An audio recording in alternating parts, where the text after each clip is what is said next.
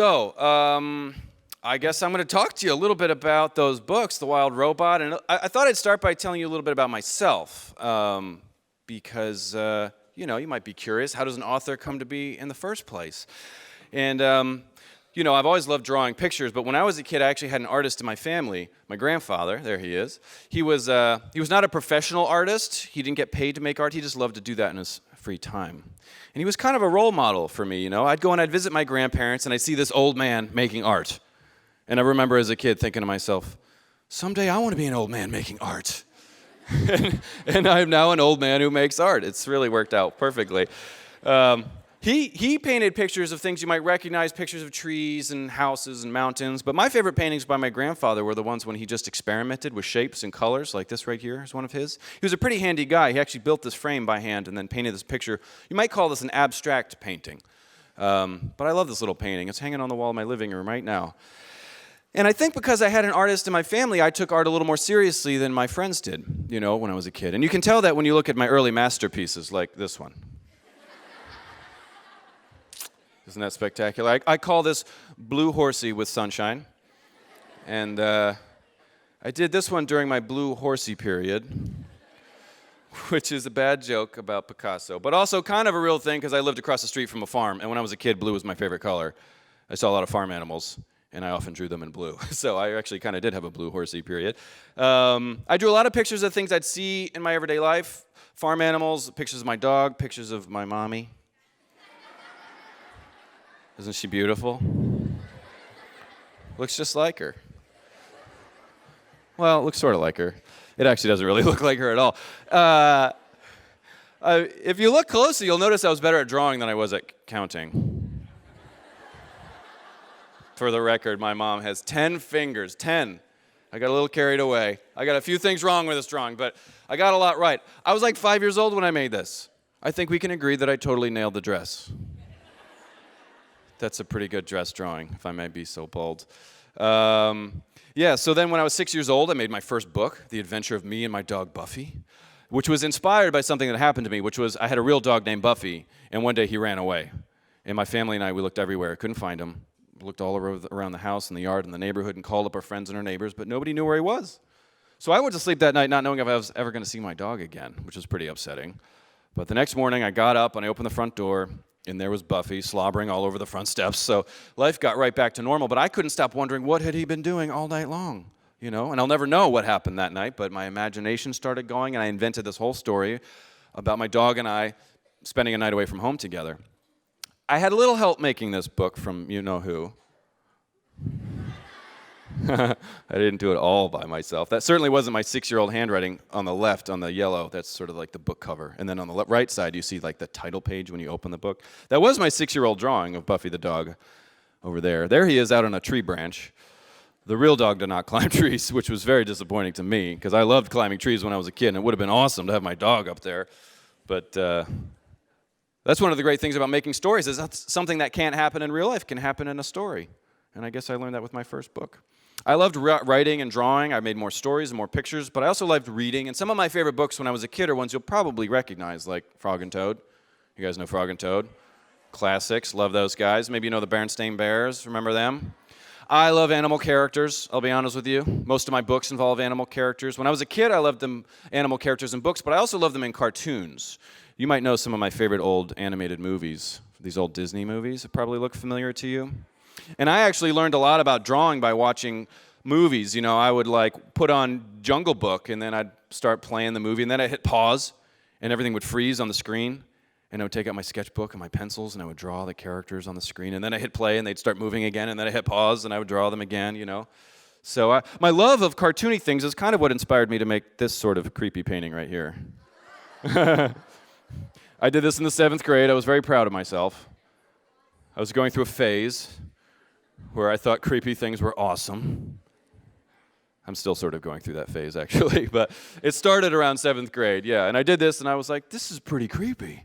Therefore, this is pretty awesome. I will hold on to this painting, and I'm glad that I did, because now whenever I show this slide to children, especially younger children, they always squeal with disgust, which is a sound I never get tired of hearing. When I got a little older, I got really interested in drawing from life, and there were a lot of animals near me in the farms near my house. I grew up in a place with a lot of farms, and so I would get books out from the library about how to draw animals. So like on a rainy Saturday, I might just kind of sit in my bedroom practicing drawing. And then sometimes I'd go out to the farms near my house and draw farm animals. And do you remember Blue Horsey with Sunshine, that first drawing I showed you? When I was in high school, this is what my horse drawings looked like. They got much better, thankfully. I went to the zoo, and I would draw zoo animals. And then I went to college and studied drawing and painting. And when I was in college, I took my first class in children's books, And actually, I did this illustration in that class. This is not from a book. This was like a homework assignment from when I was in college studying children's books. And I really loved this class. I'd loved making books when I was a kid. The Adventure of Me and My Dog Buffy, I made when I was 6, and I made other stories. And it was still my favorite thing to do. I still loved using words and pictures to tell stories. And I took this class, and I just started thinking, I think this is what I was meant to do. And I got pretty serious about it. I played around with different art styles and came up with different stories and characters. And then I moved to New York City, which is where I live now. And I started getting my books published. So these are a bunch of the books I've had published over the years. But I want to talk to you mostly now about my Wild Robot books. I want to talk to you about my newest book, The Wild Robot Escapes, which means I have to talk to you a little bit about The Wild Robot, which means I have to talk to you a little bit about this picture book right here. Because it was while I was working on this picture book that I had the idea for The Wild Robot. And I want to talk to you a little bit about the process of my ideas and making these books. So this is The Curious Garden, about a boy who lives in a gray, dreary city where there's no parks or trees or plants. And he's out exploring one day, and he discovers a few little scraggly wildflowers growing, and he decides to take care of them. And he does a really good job. And these little wild gardens start spreading out all across the city. So this is the cover of the book, and basically what we're looking at is a photograph of a painting that I made. I didn't paint the letters, but I painted everything else. I made this painting, and my publisher photographs it, and they print it on the cover of the book. And I didn't just know exactly what I wanted the cover to look like. I had to kind of figure that out and try out some different ideas. And I do that by making sketches. Usually I use pencil. I'll make a lot of sketches, a lot of these kind of rough drawings until I do one that I like. And I like this sketch here. So when I did this sketch, I said, all right, I want to make a painting that looks like this in full color. That's when I got out my paints and my brushes, and I made this painting right here. But I didn't just sketch and plan the cover. I sketch and plan every page of the book. And for this book, I was drawing a lot of scenes like these, imagining scenes of natural things and unnatural things living together in kind of surprising ways, like this old abandoned pickup truck overgrown with weeds and wildflowers. And it was while I was working on these kinds of drawings for The Curious Garden that I made this drawing right here of a robot in a tree. And it didn't really have to do with The Curious Garden, but it had something to do with natural things and unnatural things living together in surprising ways, I was really curious about this drawing. I just kind of did it without even thinking about it, but I couldn't stop thinking about it after that. I was like, why would a robot be in a tree in the first place? Why would it be out in the wilderness at all? And I wanted to kind of keep thinking about this. It seemed like sort of an interesting idea, but I had to stay focused on The Curious Garden. So I put my robot drawings aside. I sketched and planned the rest of The Curious Garden. Eventually, I'd made all the sketches that I liked. I started making finished paintings. I handed over a big stack of paintings to the publishing company I work with, and we ended up with this book right here. But in my free time, when I wasn't working on The Curious Garden, I kept thinking about that robot. How would a robot react to the wilderness? How would a wild animal react to a robot? I had a lot of questions in my mind that I wanted to answer, but I also had a lot of picture books to make. Each of my picture books takes almost a year to make. And I usually know what my next few books are going to be, so I usually know how I'm going to spend the next few years of my life. And I didn't really have time in my schedule to start working on this robot story as much as I wanted to.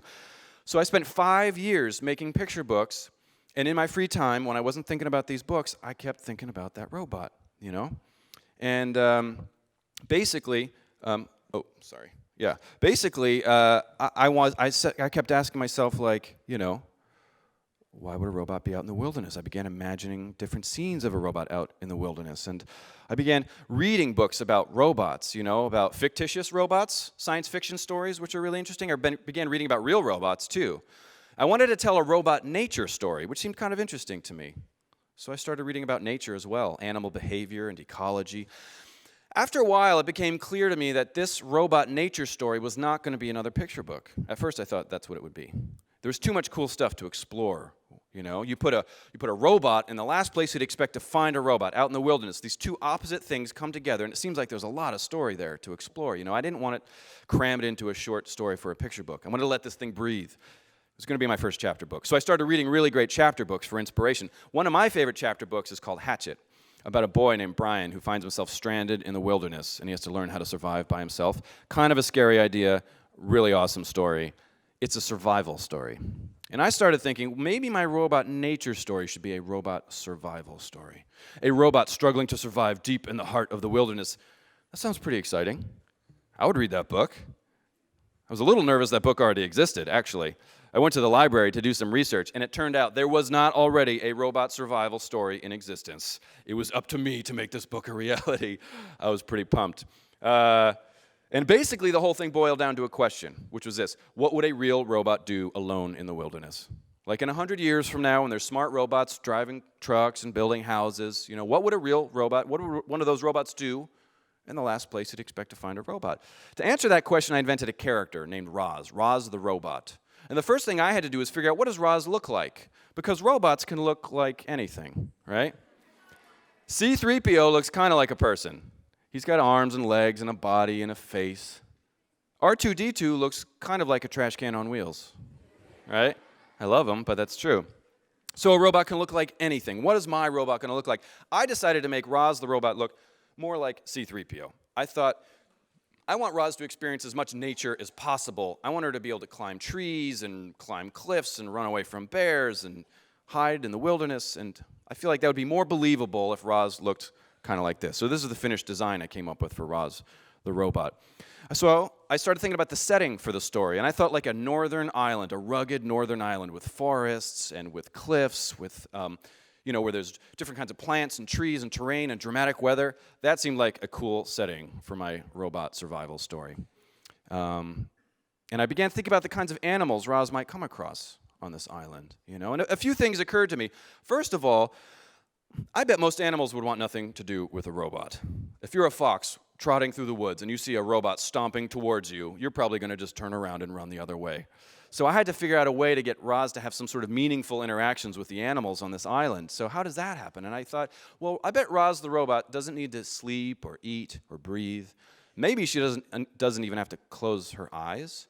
And I thought, well, what if Roz camouflaged herself so she could disappear into the environment and the animals wouldn't even know she's there? And then she can study them closely. Imagine this robot sits in the middle of a meadow and the animals don't even know she's there because she's camouflaged. And for a solid month, she just sits there and watches the animals. Without blinking her eyes, she remembers everything in her perfect memory and her computer brain. She sees the same animals, the same birds fly down to the same rock, sing the same song every morning. And over time, she begins to understand their movements and their noises. And Roz learns how to communicate with the animals. She learns so she can have conversations with them. And once she can have conversations with them, she can make animal friends and animal enemies, even a family. And not only that, but animals have a lot of lessons to teach, right? Each animal's kind of an expert at something. Roz might know how to build a house out of plywood and 2x4s and a hammer and nails, but she might not know how to build a hut out of broken tree parts in the wilderness. But beavers, are expert builders. They build dams and lodges. I bet Roz could learn a lot from a beaver, actually. In fact, I bet Roz could learn a lot from every kind of animal she comes across on this island. And so I began working out the details of this story about this robot who really becomes part of the wilderness in a way that you would never expect, and things go pretty well until these guys show up. And then everything changes.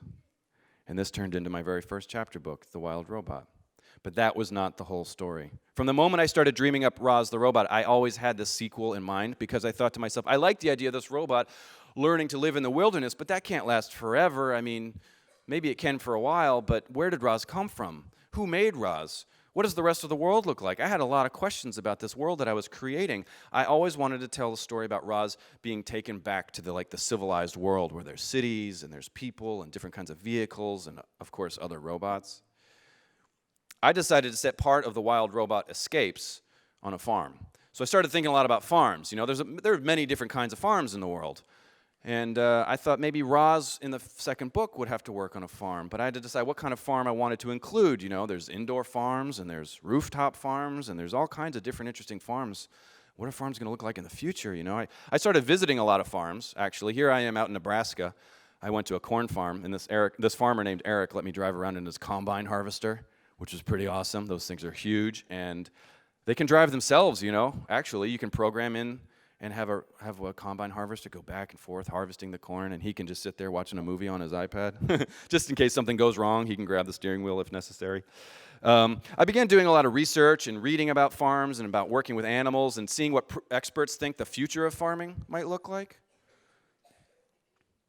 So I had a lot of ideas. I jot them down. I do this thing I call story mapping. A million things could happen in the wild robot escapes. I have to decide what's going to happen first, what's going to happen second, what's going to happen third. So I do these story maps. I do them over and over and over and over again. I might story map the entire story or just a single chapter or just a little scene. And it's an easier way for me to kind of organize my thoughts, drawing little arrows from one little nugget of an idea to the next as I begin planning out the sequence of events, Eventually, I have such a clear idea of the story that I made an outline. And this outline had about 90 plot points on it. 90 little things had to happen in a certain order for the story to work. And I decided to turn each of those 90 little ideas into its own chapter. So the book has 90 chapters, which seems like a lot of chapters, but they're short chapters. If you've read the first book, you know that these chapters are pretty short. And I did that in The Wild Robot in the first book because I'd never written a novel before, and I didn't know if I could do it. It's a kind of a scary thing to sit down and try to write a novel. But I knew I could write a chapter. I could definitely write a short chapter. One of the chapters in the first book is only 2 sentences long. I was like, I can do that. I can write a 2-sentence chapter. So the first book ended up having 80 short chapters, and The Wild Robot Escapes has 90 short chapters. So I start typing things up. Eventually, I make a manuscript, a draft of my story that I like, and I send it to the editor. I don't make these books by myself. I have to work with a publishing company, and they give me a team of people to work with, including an editor. So she reads it over, tells me her thoughts. She might suggest I change a character's name, or maybe take a story in a different direction, or point out bad grammar. Here, she's highlighted a sentence, and her note to me is, it says, "cut?" Which is her polite way of telling me to delete that sentence. She might highlight an entire chapter and say, "cut?" Which can hurt if you really love that chapter. But my editor's really good, so I usually do what she says. But if we disagree, then we'll have a conversation about it and come up with a solution. So I wanted this book to have illustrations, of course. These illustrations here, obviously this is a photo of my sketchbook that's been blown up. In real life, each of those little drawings are about the size of my thumb, and they're called thumbnail sketches. And I do tons of these little thumbnail sketches as I begin imagining the scenes of the story that I want to illustrate. And when I do a little sketch that I like, I'll do a bigger version of it in my computer using a program called Photoshop. So here's a scene of where Roz first arrives on this farm in the second book. And so eventually I do all the sketches that I want to, for all the scenes I want to illustrate, and I send them to another member of the team at the publishing company, the designer. He starts building this file with my words and my sketches. Eventually the sketches will be replaced by finished illustrations. But for right now, they're just sort of placeholders, so we get a sense of what the book might look like later on. And you can see there's chapter 3, the robot, and then there's words, and then there's the sketch. And down here's chapter 4. So that's all of chapter 3. It's only about half a page long. It's a pretty short chapter. So that's the cover of the first book, and I had to figure out what I wanted the cover of the second book to look like. Here's some of the sketches I came up with as I began thinking about possibilities for the cover of the second book. And you'll notice Roz is always in the same place. I don't know why. I just kind of like the idea that Roz is always right there at the top of this illustration. I like this sketch a lot, but my publisher, the people I worked with at the publishing company, thought it needed a little more color. And so I made up this sketch here, which has a little more color. And now I'll show you how I make an illustration. So here's a photo of my desk in my studio. You see there's a bucket of water and some paintbrushes, a jar of black ink, and a piece of paper with all these little black splotchy marks on it. For this particular illustration, I'm going to show you how I made the cover illustration. I painted a lot of pages like this, where with white paper and I paint with black ink, I'll dip my brush into a jar of ink and make a brush stroke, and then I dip it again and make another brush stroke, and again and again and again and again and again, because there's all these pipes on the cover of the book. I painted some pages like this. I had this ratty old toothbrush that I sometimes will dip in a jar of ink and then spray it on the piece of paper to create these textures. Some details I'll draw with pencil on paper. And then I have this thing called a scanner, which is kind of like a big fancy camera. So I scan all my little drawings and paintings that I make by hand to get them into my computer, where I start layering them together. So I start with a background layer, which is basically just a black rectangle. And then there's one of those brush strokes that I showed you earlier, one of those kind of pipe shapes, some pencil lines on it. It kind of looks like a pipe with like segments to it, but it's too bright, so I'm going to make it darker so it really sits back. Now I'm going to make some more pipes, and some more pipes, and some more pipes. And there's Roz. Roz is actually composed of a bunch of different shapes that I painted separately and then layered them together to make her here. So, but she's just one slide here. I'm going to add some texture that I made with a toothbrush, spatter technique. Some lines in the background, so now it kind of looks like there's a brick wall behind Roz. And then there's the title. And once I got everything in the right place, then I start thinking about the color. The color kind of comes a little bit later. And I can adjust the color of everything. And I played around with that until it looked like this.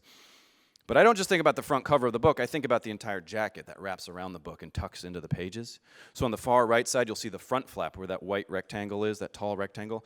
There might be like a summary of the story there. On the left side is the back flap. There might be like a little author biography on that. There's a spine. You can see where the title goes vertically. There's even a little rectangle there, the white one, where the barcode would go on the back of the book. And there's the art just by itself. So using that same basic process, I make finished illustrations based on all the sketches. There's the sketch. There's the finished illustration. Here's some more finished illustrations. There's a lot of animals in this story too, but these are not wild animals. Human characters, pets. Roz does a little accessorizing in the sequel. There she is showing off her cool new gear. There are some wild animals in the sequel, some wolves, and there's a lot of dramatic weather. What does a robot do when there's a tornado coming its way, So eventually I make all the finished illustrations. I send them to the designer. He replaces the sketches with the finished illustrations. Eventually we get all the words just right, all the pictures are just right. This book is basically ready to go to the printing press. This big building filled with giant machines that print out the pages, bind them together, and make the books that we read. Sometimes they make my books. And so that's kind of how that drawing I made of a robot in a tree while working on The Curious Garden led me down this whole weird path to making my first 2 chapter books, The Wild Robot and The Wild Robot Escapes. Now, I think we have some time for questions, so I don't know. How do we want to do that? We got some microphones I think are going to come out, and if you guys have any questions about writing or illustrating or publishing, maybe you have questions about robots or about my work routine or anything like that, you should, I think, come down one of these aisles and there'll be a microphone and you can ask your question. Make sure to speak into the microphone so that we can all hear you clearly.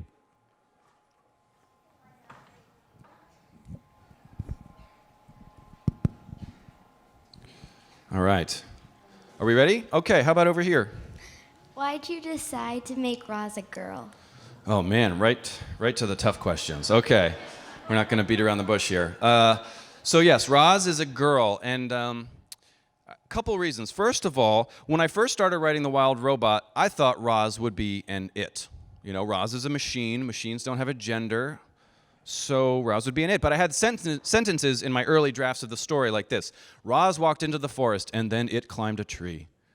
And I just didn't feel comfortable with that. The heart and soul of my story is an it. That felt kind of weird to me. So I started thinking about other robot characters. I don't know if you've ever seen that Pixar movie, WALL-E, but WALL-E, we think of WALL-E as a he, and we think of Eve as a she. And I started thinking about that. And we think of C-3PO and R2-D2 as he's, the Iron Giant as a he, and I was like, I don't think Roz can be an it. Roz either has to be a he or a she. So what's it going to be? I had to make some decisions. And I looked at her personality and the way the animals saw her and the way she's programmed. And for a lot of reasons, I decided to make Roz a female robot. And one of the other things is there's hardly any female robots in books and in movies. And I was like, why is that? We need more of those. So for a bunch of reasons, I decided to make Roz a she. So very good question. There you go. All right, how about right here? Are you going to make a 3rd book? Oh, man. I just finished the sequel. Yeah, this book was so late. You have no idea. I actually didn't finish The Wild Robot Escapes until mid-January was the last time I had any work at all to do or any thinking. So, and then the book came out 3 months later. So I'm still sort of recovering from finishing the 2nd book.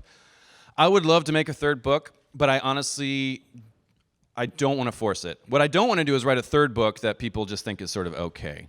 If I'm going to make a 3rd book, I want it to be awesome. And I don't yet have an idea for an awesome 3rd book. So I'm going to hold off for a little while until a new idea. Hopefully it'll come to me. I actually have a few ideas that I think might be pretty good, but I need to spend some more time with them. So I don't have a good answer. I'm sorry. I don't know just yet. Do we have a microphone up there? Yeah, how about up there? Where do you get all your art supplies?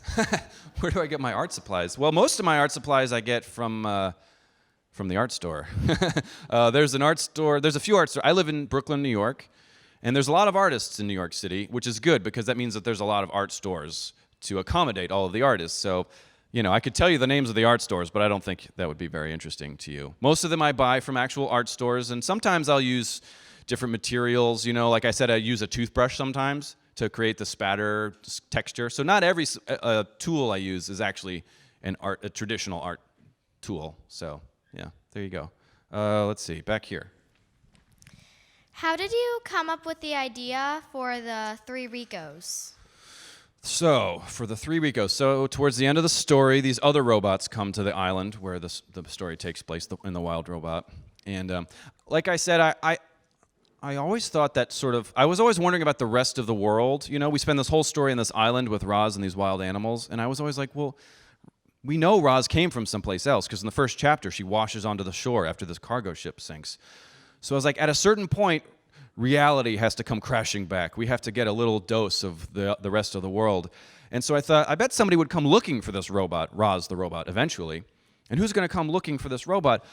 Probably a team of other robots whose job it is to come find missing robots. And so I started thinking about these Rico characters and the way that they would enter the whole story and the way that they would come peacefully looking for Roz, asking her to join them, and then when Roz resists, things get a little complicated. So, yeah, that's kind of how the thought process worked there. Good question. Over here? For what time period did this book take place in? Yeah, well, I guess it's in the future sometime, but I don't get specific because, I think it's kind of funny. I love watching like old science fiction movies and TV shows like Star Trek and whatnot, and they are like, in the year 2018, people will be using like hover packs, and they'll be having all this hoverboards and like all these futuristic technologies. And then 2018 rolls around, and you're like, where's my hover pack? I thought we were supposed to be flying around by now. So I decided not to use a specific date because I thought if I said it was in the year 2050, and maybe the book's still around in 2050, and people are like, well, we don't have robots like these. This guy's got it all wrong. What a dummy he was. So at some point in the future, I would say maybe 50 years in the future. Something like that. Cool. How about back up there? Why did you decide to illustrate the book? Why did I decide to illustrate it? Well, I'm an illustrator. I love illustrating, and I thought I might someday write a story that another illustrator would illustrate for me, actually. But I love this story so much, and I thought I was seeing so many images in my mind as I was dreaming up the story that I just thought, no way am I handing this off to somebody else. This looks like fun. I want to illustrate this thing myself. So that's why. Back here?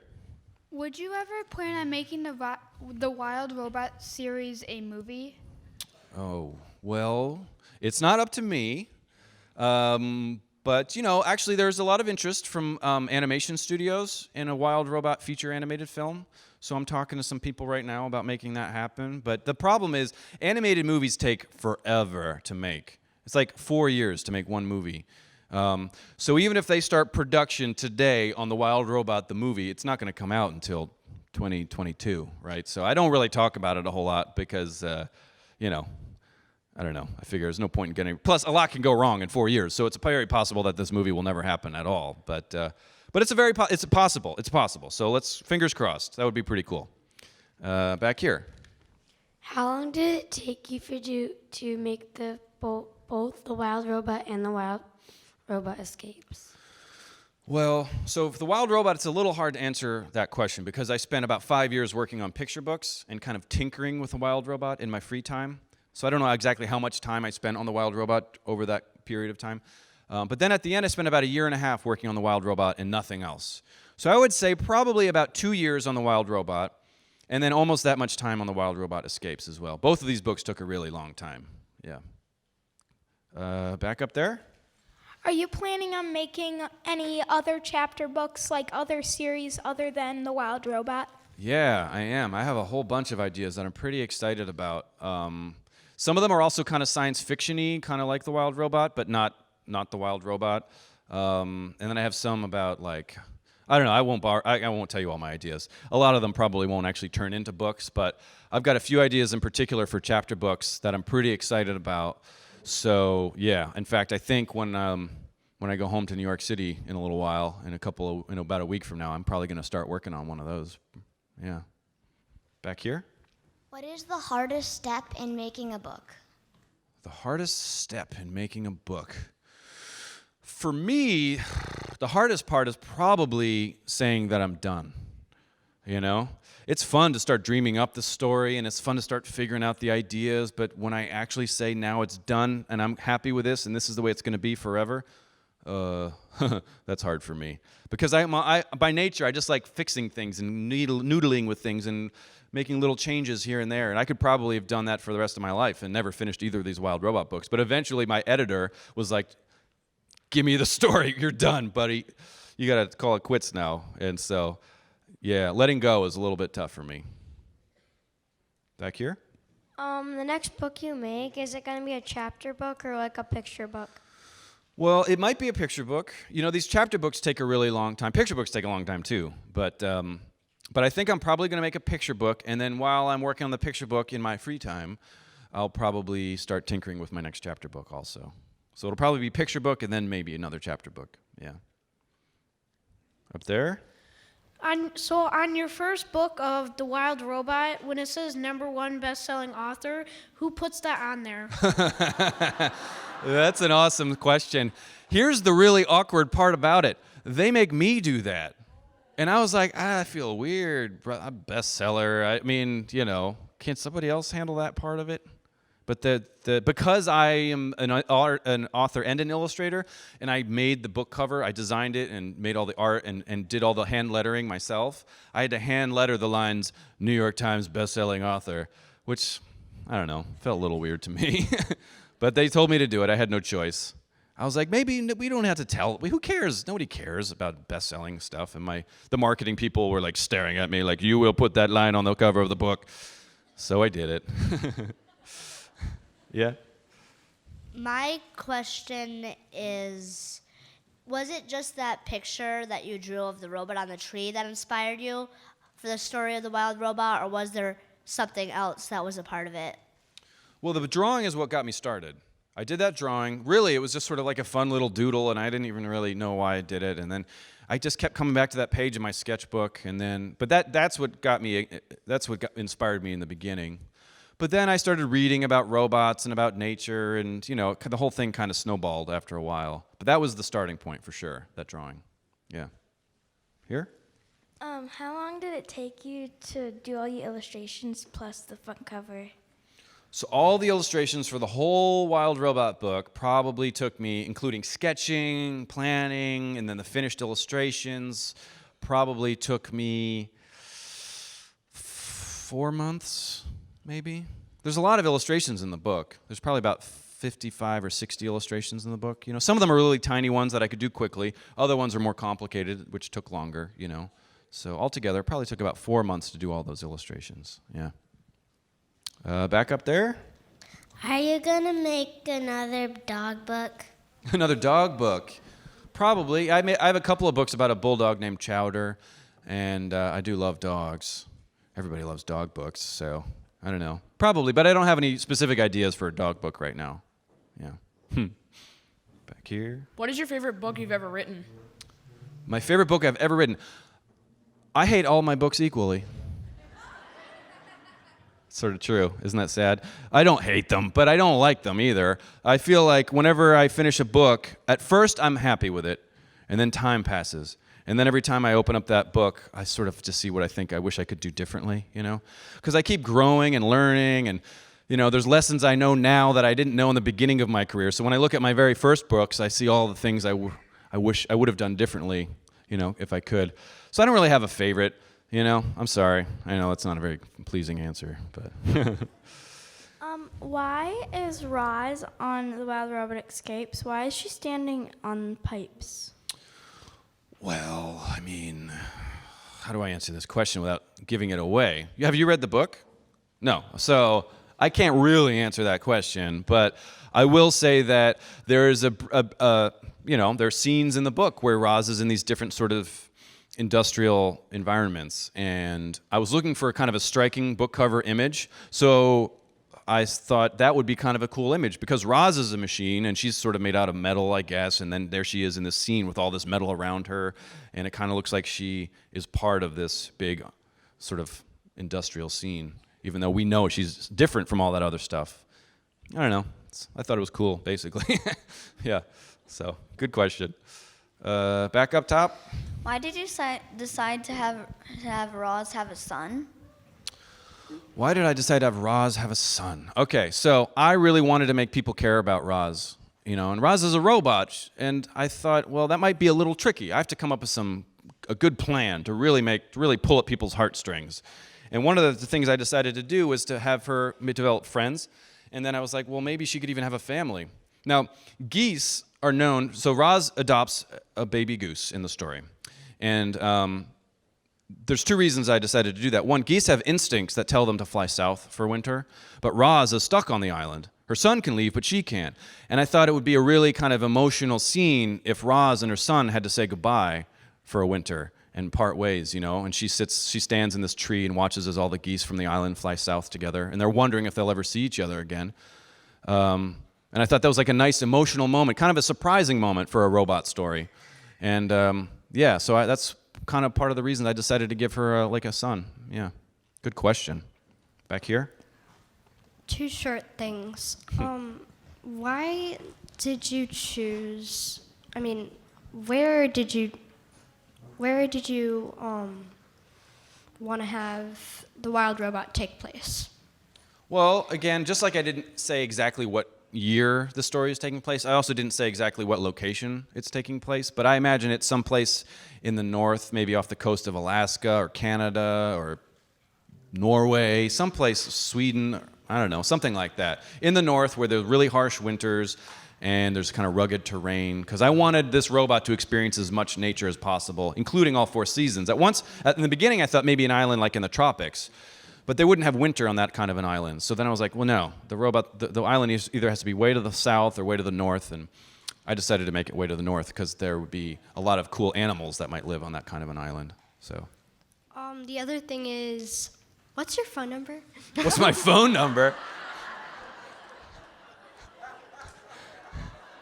That's a first.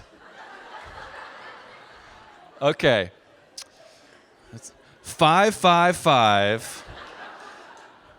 No, I'm not going to answer that question, but nice try. How about here? I would like to be a writer. What's your advice? Oh, nice. You want to be a writer? I think that's a great idea. I love my job so much. I spend my days writing and reading and imagining, and it's hard work. Don't get me wrong. It's a lot of hard work, but it's like the kind of hard work that's really satisfying.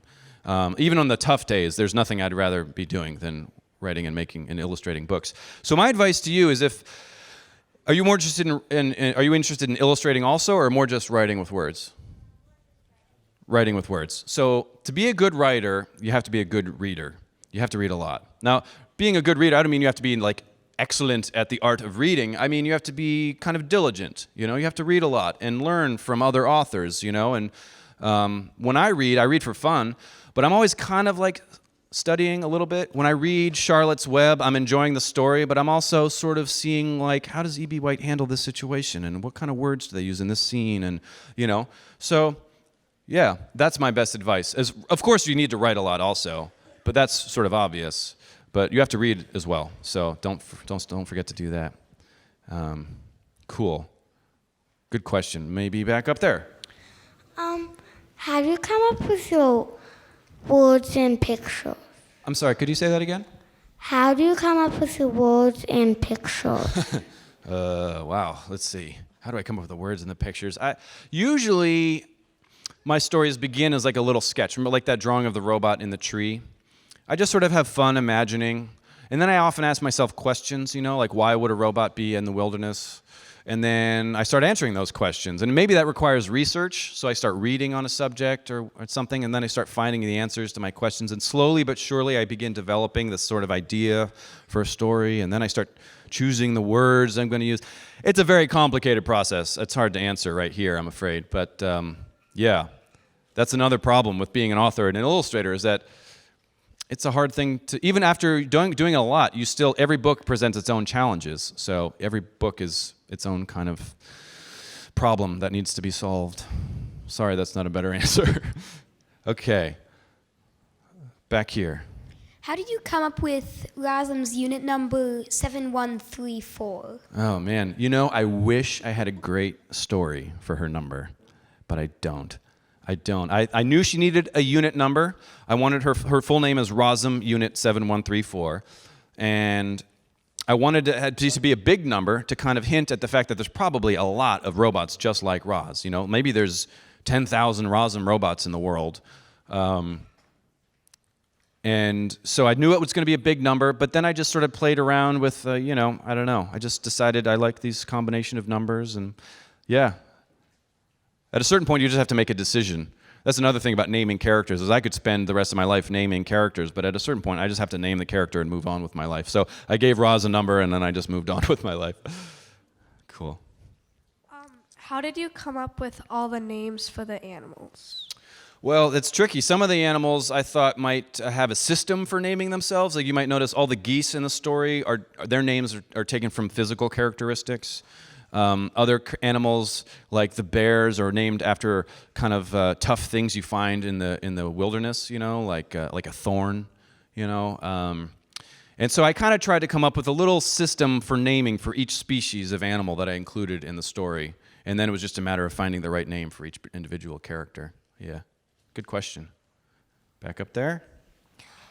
So how did you choose how Roz was going to get onto the island?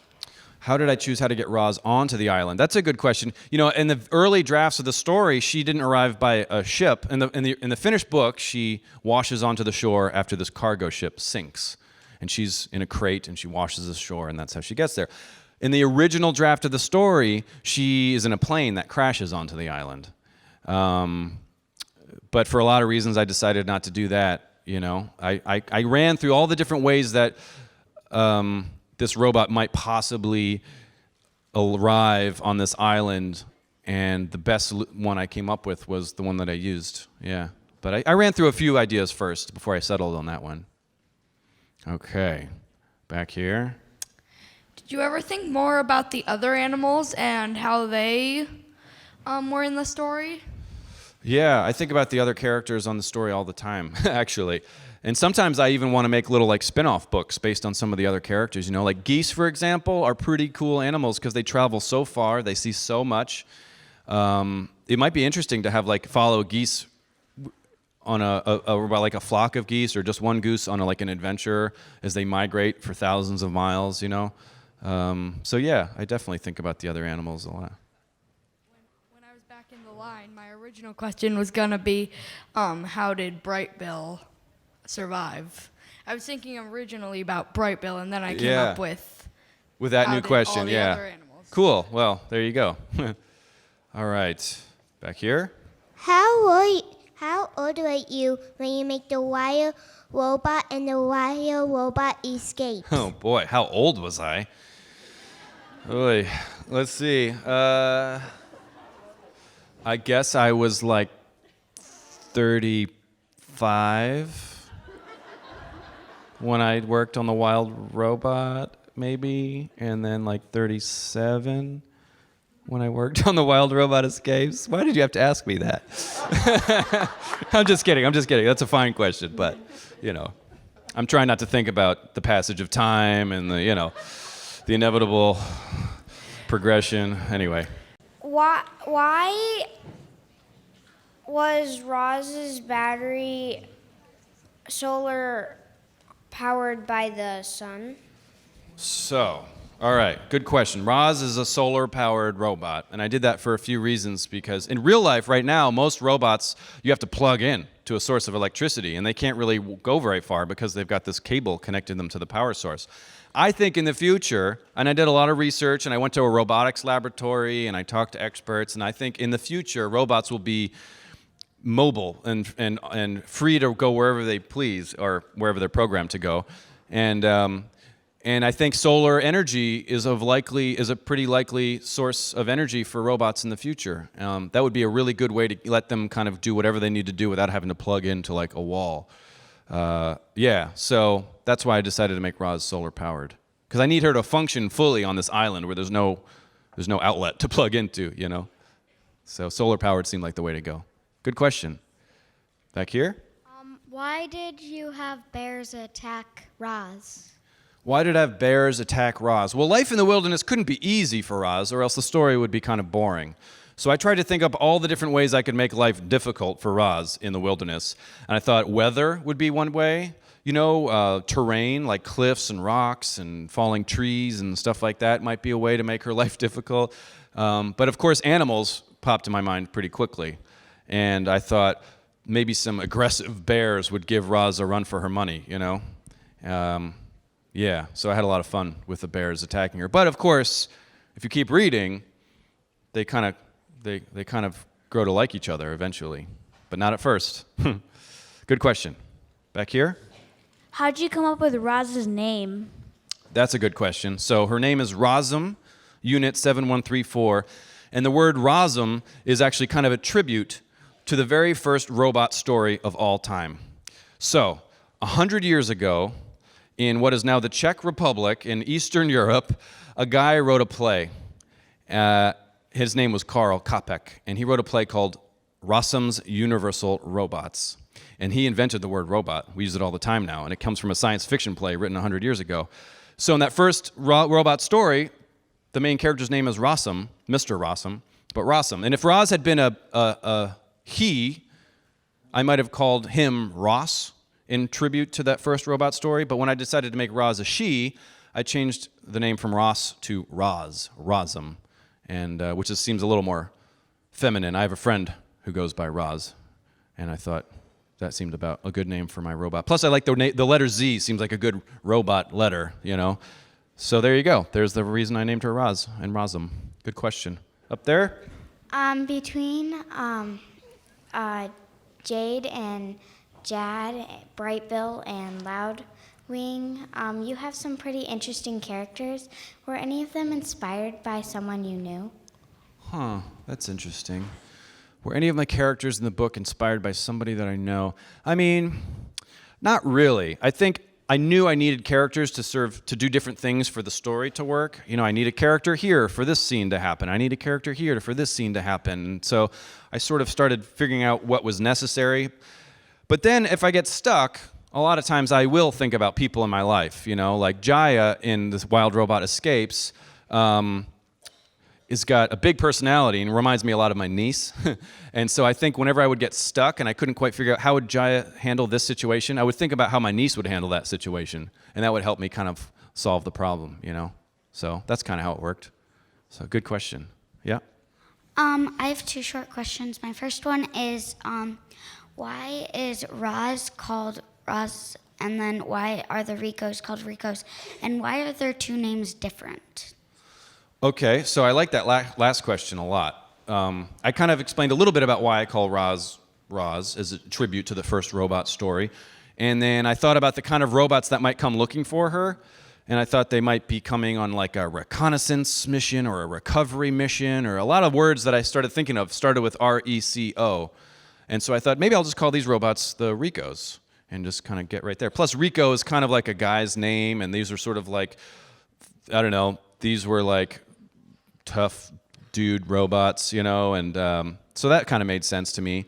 And they're different because they serve different purposes. I imagine that Roz was maybe designed to work in a factory or a farm or something like that, and the Ricos are designed to like get into really tough situations. That's why they're big and bulky and strong, you know? So good question. There you go.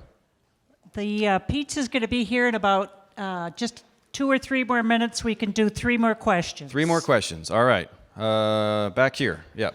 In The Wild Robot, what inspired you to choose those animals? In The Wild Robot, what inspired me to choose those animals? Well, so first of all, I looked at the kinds of animals that might realistically live in a place like an island on the north, maybe off the coast of Alaska. You know, Alaska's got a lot of really interesting animals like bears and moose and foxes and owls. And so first I looked at the kinds of animals that would live there, and then of those animals that would live there, which ones do I want to include in my story? And I knew I needed some characters that present problems that attack Roz, so I thought bears would make a good choice, and I knew I needed Roz to adopt an animal character who could leave the island, so I thought a migratory bird like a goose would be a good animal. And for lots of different reasons, I had to choose the different kinds of animals that I include in the story. But I spent a lot of time thinking about that very subject. So, good question. Back up there. What was your reaction when you were asked to speak here today? Oh, that's a nice question. I was thrilled. I was really excited, you know. Like I said earlier, this is my first Battle of the Books. I kind of heard that these types of events happen every once in a while, although this one seems pretty special, actually. So I was excited to see the event itself firsthand, you know, and I was excited to come here and talk to other people, especially kids who'd read the book and you guys have such amazing questions. Like, wow.